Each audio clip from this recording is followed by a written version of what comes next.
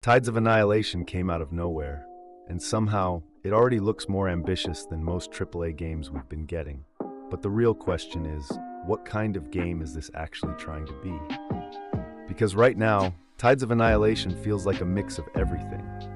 You've got massive boss fights, fast, fluid combat, and a world that looks way bigger than expected. But it's not clear if this is a Soulslike, a character action game, or something in between.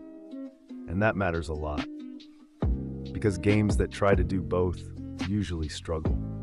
Soulslikes are about weight punishment precision. Character action games are about speed combos expression. They're almost opposites. So if Tides of Annihilation is trying to blend them, it either becomes something special or it falls apart. From what we've seen, combat looks fast, almost closer to something like Devil May Cry than Elden Ring. But there's still this sense of scale, huge enemies, big environments, lots of verticality, which suggests the game wants you to move constantly, adapt quickly, and stay aggressive. And then there's the world. This might be the most interesting part. It doesn't look like a traditional open world. It looks more like layered, dense, and built around encounters. Less ride across a map, and more drop into a space and figure it out. Almost like a series of connected arenas, but expanded into something bigger.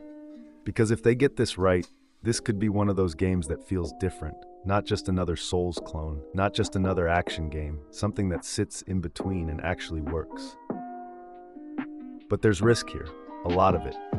If the combat isn't tight enough, it'll feel messy.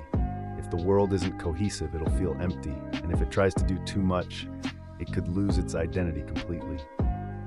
But that's also why it's interesting, because right now, Tides of Annihilation isn't playing it safe.